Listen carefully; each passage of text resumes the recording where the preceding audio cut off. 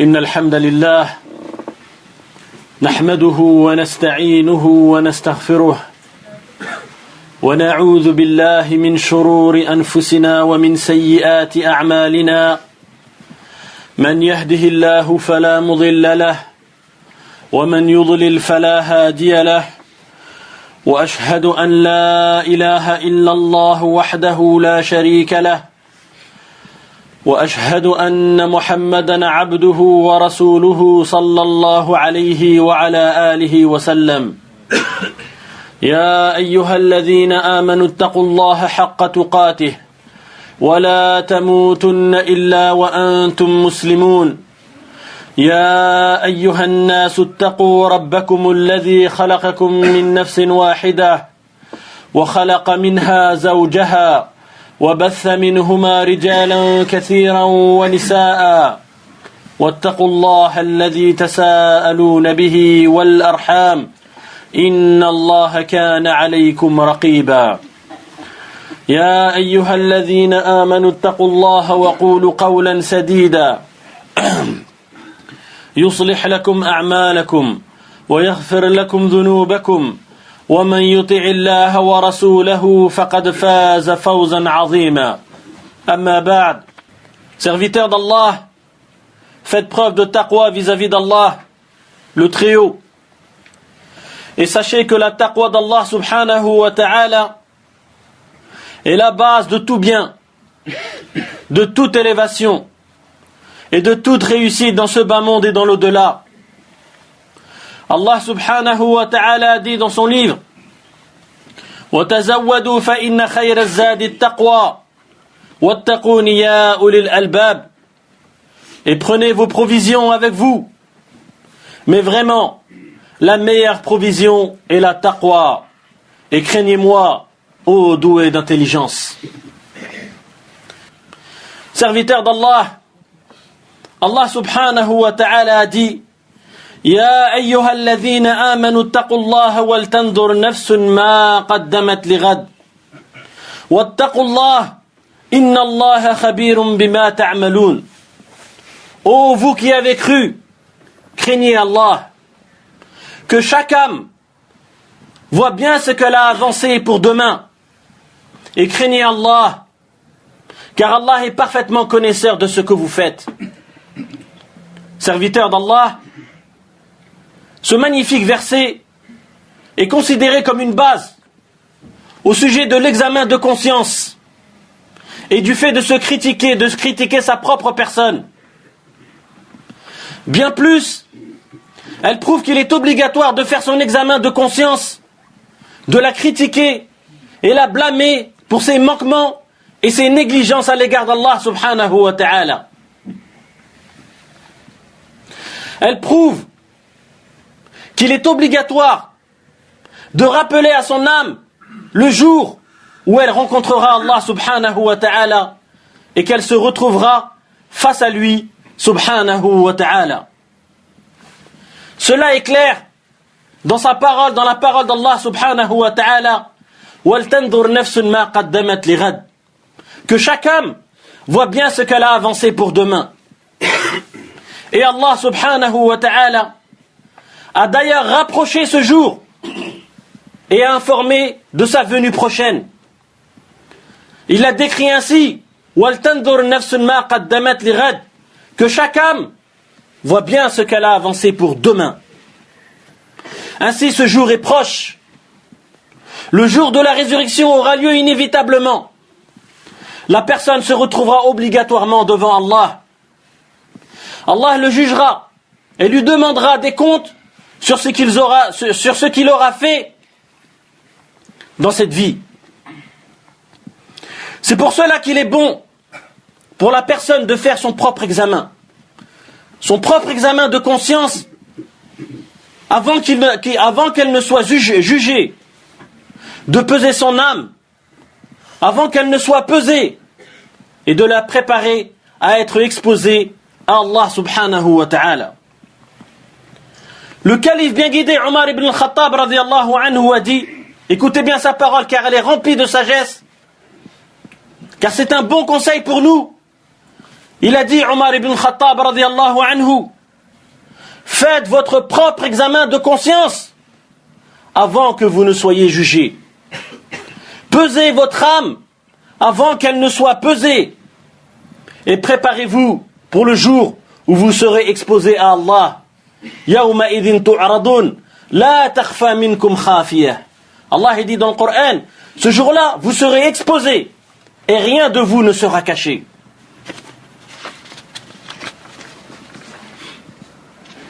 Quel conseil béni de Omar ibn Khattab radiyallahu anhu. Notre âme a vraiment besoin qu'on prête attention à ce grand conseil et que l'on l'applique, le conseil de Omar ibn Khattab radiyallahu anhu. Combien est grand serviteur d'Allah le nombre de ceux parmi nous qui négligent leur âme,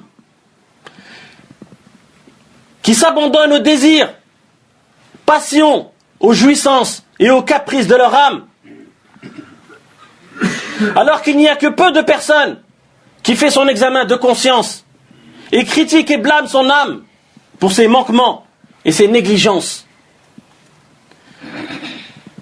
Ce qui le fait atteindre le niveau des pieux et le rang des véridiques avec Allah subhanahu wa ta'ala. Celui qui fait un examen de conscience. Comme a dit Maymoun ibn Mihran, rahimahullah ta'ala, la personne ne sera pieuse que quand elle examinera son âme, plus que l'associé n'examine celui avec qui il s'associe. Écoutez bien cette parole qui est remplie de sagesse. Maymoun ibn Mihran, rahimahullah ta'ala, a dit, la personne ne sera pieuse que quand elle examinera son âme, plus que l'associé n'examine celui avec qui il s'associe. Toi, lorsque tu t'associes dans une affaire avec quelqu'un, tu te renseignes bien sur lui, tu l'examines bien. Eh bien, normalement, tu dois examiner aussi ta propre âme. Tu dois t'examiner, tu dois faire des examens de conscience de ta propre âme. Pourquoi ? Pour le jugement, pour le dernier jugement. Avant le dernier jugement qui est celui d'Allah subhanahu wa ta'ala. C'est-à-dire qu'il la critique, la blâme, et qu'il analyse ses actes. Si elle fait preuve de manquement, cette âme, il complète et parachève les actes. Et si elle fait preuve de désobéissance, il se repent et demande pardon à Allah.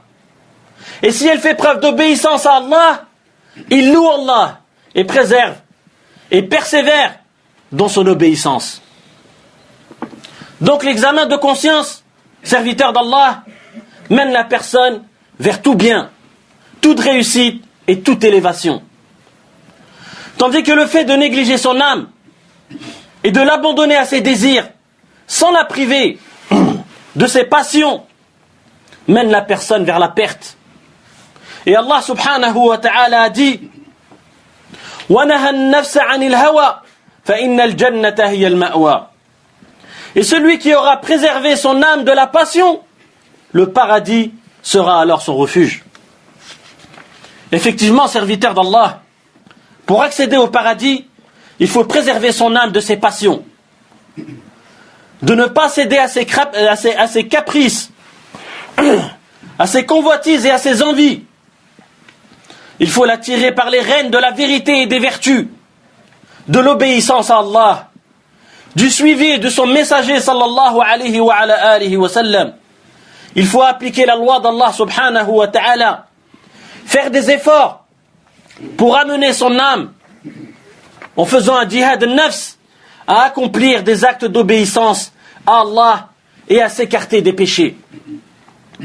Comme a dit notre prophète sallallahu alayhi wa ala alihi wa sallam, le mujahid, c'est celui qui fait des efforts pour amener son âme à obéir à Allah.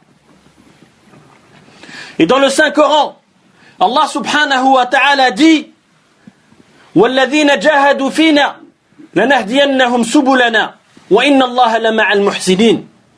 Et quant à ceux qui luttent pour notre cause, nous les guiderons certes sur nos sentiers. Allah est en vérité avec les bienfaisants.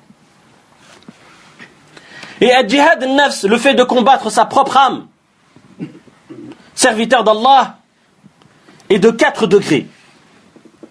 Le premier, faire des efforts pour que son âme apprenne la science utile. Le deuxième, faire des efforts pour que son âme applique ce qu'elle a appris. On apprend, non pas pour que les gens disent qu'on a appris, mais on apprend pour mettre en application. Et après qu'on ait mis en application ce qu'on a appris, on prêche. Faire des efforts, le troisième degré, faire des efforts pour que son âme appelle à cette science utile. Et le quatrième degré, faire des efforts pour que son âme fasse preuve d'endurance face aux épreuves qu'elle va subir lorsqu'elle appellera à cela, à cette vérité, à cette science. Allah subhanahu wa ta'ala a d'ailleurs réuni ces 4 degrés dans sa parole subhanahu. Wal asr, innal insana lafi khusr, illa alladhina amanu wa amilu s-salihat, wa tawasaw bil haqq, wa tawasaw bis sabr. Par le temps, l'homme est certes en perdition. Toute l'humanité est en perdition. Personne n'en échappe. Sauf ceux qui croient et accomplissent les bonnes œuvres. Ceux-là ne sont pas en perdition. À part cela, tout le monde est en perdition. S'enjoignent mutuellement la vérité et s'enjoignent mutuellement l'endurance. La science, la pratique de cette science, l'appel à cette science et l'endurance. Voilà ceux qui ne sont pas en perdition dans ce monde. Serviteurs d'Allah, il y a des choses importantes qu'il faut accomplir et qui aident la personne à réformer son âme. Parmi lesquelles, premièrement, que la personne se dirige tout le temps vers Allah subhanahu wa ta'ala. Pour qu'il lui réforme son âme et lui purifie son cœur. Car certes, les cœurs sont entre les mains d'Allah subhanahu wa ta'ala. S'il veut, il la guidera vers le droit chemin, et s'il veut, il l'égare. Et dans l'invocation transmise du prophète sallallahu alayhi wa sallam, il dit: Ô Allah, donne à nos âmes leur taqwa, purifie-les, personne ne peut les purifier à part toi. Tu es leur seul allié et leur seul maître. Et les invocations venant de lui à ce sujet sont nombreuses. Deuxièmement, serviteur d'Allah, que la personne persiste à faire le djihad nafs sur son âme, combattre ton âme, se remettre tout le temps en question. Tous les jours, tu dois te remettre en question. Tous les jours, tu dois te poser la question: qu'est-ce que j'ai fait comme péché aujourd'hui? Et ça a pour fruit que tu vas te repentir. Et ça va avoir aussi pour fruit que le lendemain, tu ne recommettras pas ce péché-là. Qu'est-ce que j'ai fait aujourd'hui pour Allah subhanahu wa ta'ala? Qu'est-ce que j'ai fait comme bonne action? Est-ce que j'ai jeûné? Est-ce que j'ai donné une sadaqa? Est-ce que j'ai fait un bien? Est-ce que j'ai aidé quelqu'un? Parmi toutes les œuvres qui existent, toutes les bonnes œuvres, si on faisait ça tous les jours, wallahi ya ikhwani fillah, on deviendrait des personnes très pieuses. Et on arriverait yawm al-qiyamah avec des dossiers très légers. Concernant les péchés. Donc deuxièmement, serviteur d'Allah, que la personne persiste à faire le djihad al-nafs sur son âme, de la contraindre à obéir à Allah et de l'empêcher et de lui interdire les péchés. Et ce, en appliquant la parole du Très-Haut. وَالَّذِينَ جَاهَدُوا فِينَا لَنَهْدِيَنَّهُمْ سُبُلَنَا وَإِنَّ اللَّهَ لَمَعَ الْمُحْسِنِينَ.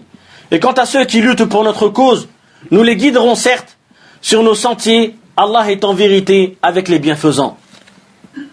Troisièmement, serviteur d'Allah, que la personne se rappelle qu'elle va se retrouver devant Allah, qu'Allah va la juger sur ce qu'elle a fait dans cette vie. Cela est tiré de la parole du Très-Haut, وَلْتَنْظُرْ نَفْسٌ مَا قَدَّمَتْ لِغَدٍ, que chaque âme voit bien ce qu'elle a avancé pour demain. Ainsi, si la personne pense à demain, au jour du jugement, et au fait qu'elle va se retrouver devant Allah subhanahu wa ta'ala, alors ce bas monde éphémère ne le détournera pas de l'au-delà qui est éternel. Quatrièmement, serviteur d'Allah, il faut que la personne choisisse bien ses amis et ceux avec qui elle s'assoit. Car certes, il est obligatoire que le compagnon tire et influence ceux avec qui il traîne. C'est pour cela que le prophète sallallahu alayhi wa sallam a dit: la personne est sur la religion de son ami. Donc, regardez bien qui vous prenez pour ami. À partir du moment que tu es musulman, que tu fais la prière, que tu mets en application les 5 piliers de l'islam, il va falloir un jour, il va falloir même maintenant que tu oublies tes copains qui ne sont pas comme toi, qui ne respectent pas l'islam, qui ne mettent pas en application les préceptes de base que de l'islam. Car il y a un danger pour toi, il y a un danger pour que cette personne-là te ressorte de cette lumière vers laquelle tu es rentré, ou dans laquelle tu es rentré. Fais attention à tes fréquentations. Et certains salafs pieux prédécesseurs ont dit: la personne ne doit pas s'asseoir avec qui elle veut. Rentre dedans le fait de lire les biographies des personnes pieuses. Qu'est-ce qui permet, parmi les choses qui permettent de se remettre en question et de faire son propre examen de conscience, rentre dedans le fait de lire les biographies des personnes pieuses et des grands saints. Si vous lisez leurs biographies, vous verrez, les frères, que ce sont des gens qui se mettaient tout le temps, qui se remettaient tout le temps en leur conscience, qui faisaient tout le temps un examen de conscience, de leur propre conscience, de leurs propres âmes. Rentre dedans le fait de lire les biographies des personnes pieuses et des grands saints, ainsi que le fait de faire des efforts pour amener son âme à les imiter et à se parer de leur qualité et de leur caractère. Serviteur d'Allah, craignez Allah le Très-Haut. Serviteur d'Allah, l'examen de conscience et le fait de blâmer son âme est encore plus confirmé quand se multiplient les tentations, les déviances et les oppositions aux ordres d'Allah subhanahu wa ta'ala. Et tout cela est très répandu et très nombreux à notre époque. Donc, dans ces temps de dissensions multiples et de déviances successives, il est encore plus confirmé pour la personne de faire des efforts sur son âme, jihad al-nafs, et de la blâmer. L'intelligent parmi les serviteurs d'Allah, c'est celui qui fait un examen de conscience. C'est celui qui fait un examen de conscience de son âme et qui œuvre pour ce qu'il y aura après la mort. Tandis que le faible d'esprit, c'est celui qui laisse aller son âme à ses désirs et qui malgré cela se fait de faux espoirs vis-à-vis d'Allah subhanahu wa ta'ala en espérant entrer au paradis sans se repentir ni demander pardon pour ses péchés.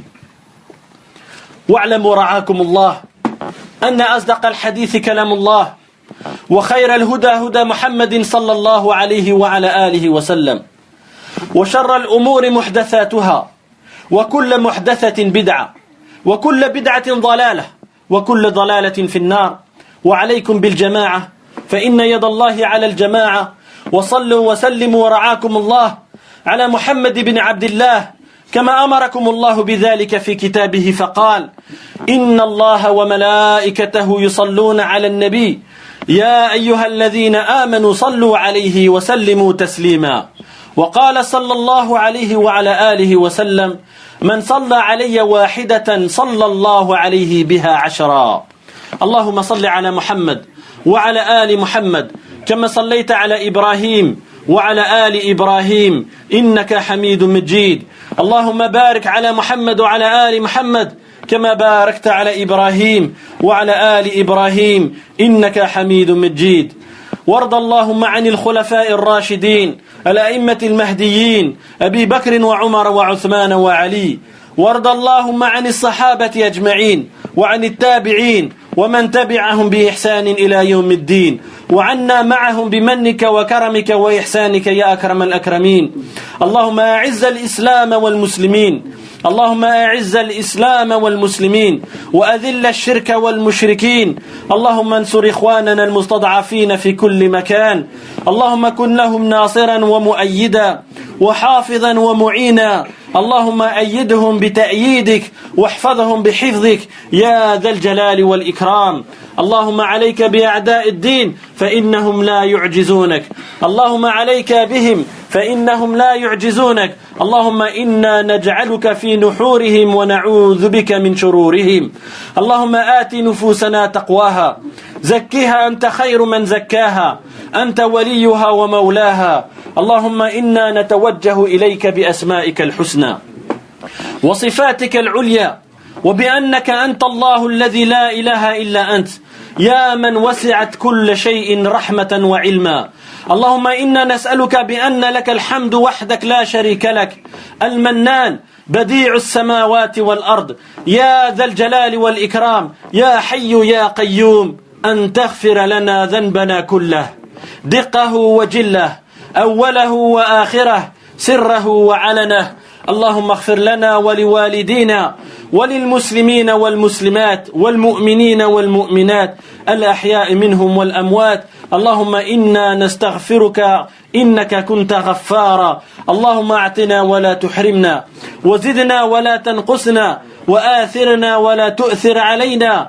اللهم رحمتك نرجو فلا تكلها إلا إليك واصلح لنا شأننا كله لا إله إلا أنت. وآخر دعوانا أن الحمد لله رب العالمين وصلى الله وسلم وبارك وأنعم على عبده ورسوله نبينا محمد وآله وصحبه أجمعين.